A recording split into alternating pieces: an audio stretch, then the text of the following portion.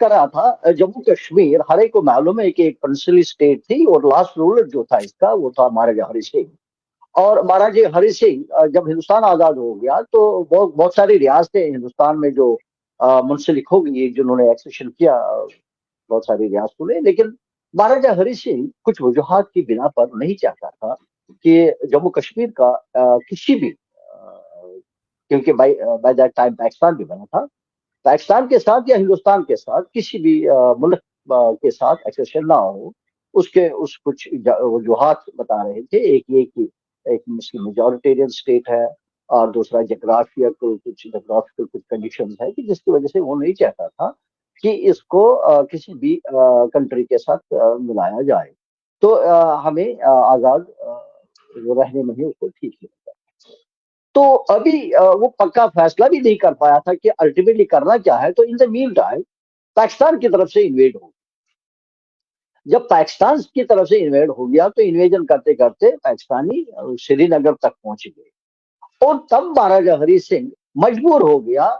हुकूमत हिंद को ये बोलने के लिए कि भाई मुझे मिलिट्री मदद चाहिए। तो उस वक्त के जो प्राइम मिनिस्टर थे पंडित जवाहरलाल नेहरू जी, तो उन्होंने एक बात रखी, शर्त रखी कि भाई मैं आपको मदद करने के लिए तैयार हूं, लेकिन आपको एक्सेशन करना पड़ेगा, हिंदुस्तान के साथ मिलना पड़ेगा।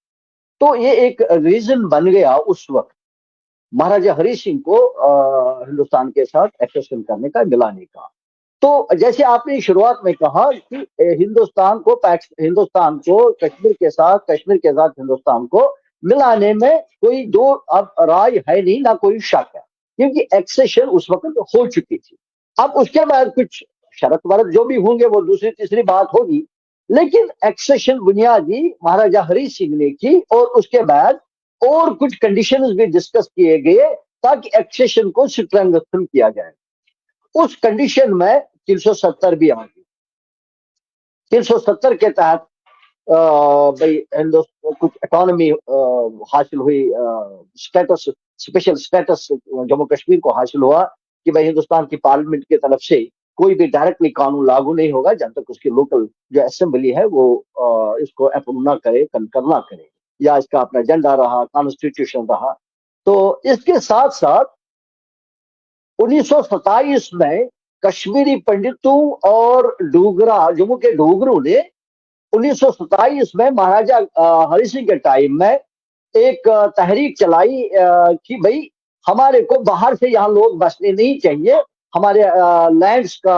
प्रोटेक्शन होना चाहिए और जॉब्स का प्रोटेक्शन होना चाहिए। तो 1927 में महाराजा हरि सिंह ने इस बात को कबूल करके जमीनी हुकूक और जॉब्स के हुकूक, नौकरी के हुकूक जम्मू कश्मीर के परमानेंट रेजिडेंट जो है रहने वाले वहां, उनके लिए मखसूस, क्यों कोई बाहर से नहीं आएगा और कभी नहीं। तो इसी को फर्दर स्ट्रेंथन करने के लिए दिल्ली के साथ उस वक्त के जो कश्मीर के लीडर्स थे मुज़ाकरात करके, बात करके उसको 35A की शक्ल में कॉन्स्टिट्यूशन में प्रेसिडेंशियल ऑर्डर के थ्रू एक कानूनी दर्जा दिया गया, और उसी के अंतर्गत वो जो हुकूक, जमीनी हुकूक को प्रोटेक्शन थी या जो नौकरी के हुकूक के प्रोटेक्शन थे, उनको उसमें कानूनी शक्ल दी गई। तो वही 35A बन गई। तो इसका ये मतलब हुआ कि दोनों चीजें जो है 370 और 35A, ये बाज़ाब्ता पर डिस्कस हुए इश्यूज है उस वक्त के दिल्ली के हुक्मरानों के साथ, और जो भी कश्मीर के हुक्मरान उस वक्त थे, महाराजा उस वक्त था, जो भी थे। तो ये बाज़ाब्ता तौर एक सेटलमेंट, एक फैसला हो चुका, और तब ये चीजें सामने आ गई। अब देखना यह है कि इन दरमियान, इन दो कानूनों के दरमियान क्या अंतर्गत क्या फायदे थे कश्मीरी, जम्मू कश्मीर के लोगों को। एक ये था कि जम्मू कश्मीर को एक स्पेशल स्टेटस था 370 के अंदर, और दूसरा 35A के अंदर दो कानून, दो तहफुजात थे, जमीन के और जॉब्स के। अब देखना यह है कि इसको रिमूव करने की जरूरत क्यों पड़ी किसी को, जबकि इससे किसी को कोई नुकसान नहीं हो रहा था, और जबकि ऐसे जो प्रिविलेजेस है ये मुल्क के अभी भी बहुत सारे रियासतों में दूसरे तीसरे तरीकों से उनको भी ये मुहैया है। जैसे हिमाचल में, वहां भी आई डोंट नो 371 है क्या है, लेकिन کسی بھی طریقے ان کو بھی تحفظات ہے، جاب اس کو بھی سوری لینڈ اس کو بھی اسی طریقے سے ابھی بھی ناردرن اسٹیٹس میں جیسے ناگالینڈ ہے باقی ہے ان کو بھی کچھ ایسے پرویلیجز ہے جو ان کو اویلیبل بھی ہے۔ جموں کشمیر کو 370 فور شیڈول اور جس طریقے سے ایک غیر آئینی طریقے سے اس کو ایبروگیٹ کرنا، لوگوں کو اس وقت سب جموں کشمیر کے لوگوں کو قید و بند کرنا اور سارا کمیونیکیشن ٹھپ کر دینا، کسی کے ساتھ کسی کو رابطہ نہ کرنا، یہ سارا کر کے 370 کو ایبوگیٹ کرنا،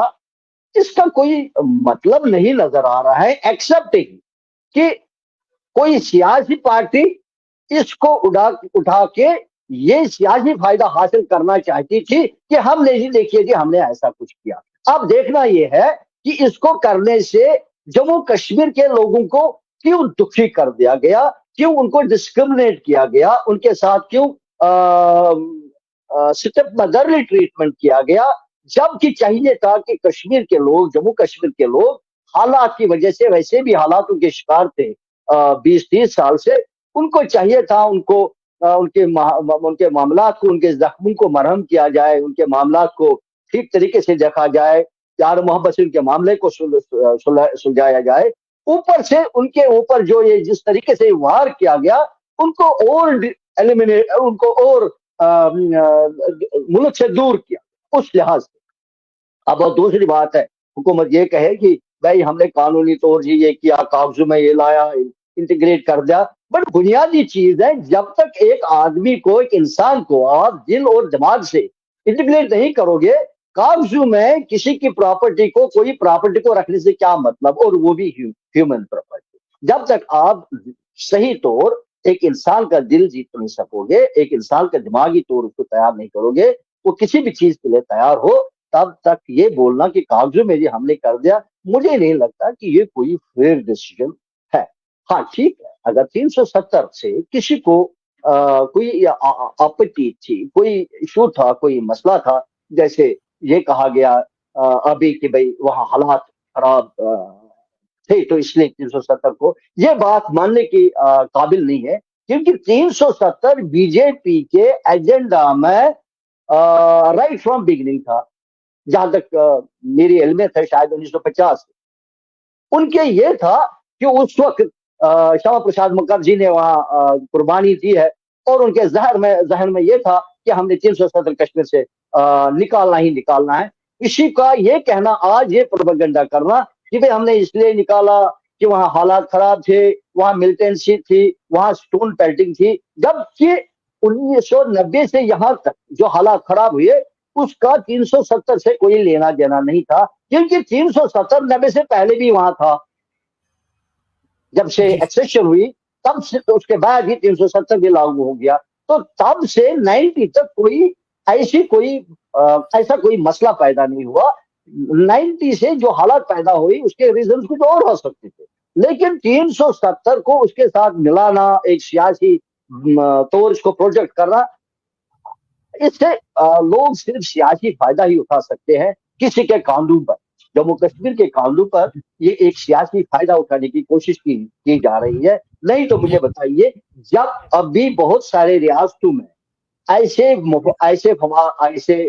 سہولیات، ایسے پرویلیجز اویلیبل ہے، تو جموں کشمیر کو ایسولیٹ اس معاملے میں ڈسکرمنیٹ کیوں کیا گیا؟ یہ ضروری ہے، ہر ایک جموں کشمیر کے لوگ میں یہ بات آ سکتی ہے۔ اب وہ جی دوسری بات ہے کہ ہم بات کرتے ہیں، ہمیں اس میں ہمارے ذہن پر اس کا زیادہ اثر نہ ہو ذاتی تو، لیکن اوور آل جب ہم تجزیہ کرتے ہیں، جب ہم اسسمنٹ کرتے ہیں، تو صورتحال یہی ہے کہ 370 کو اگر یہ کوئی ثابت کرے کہ کسی کو کسی سے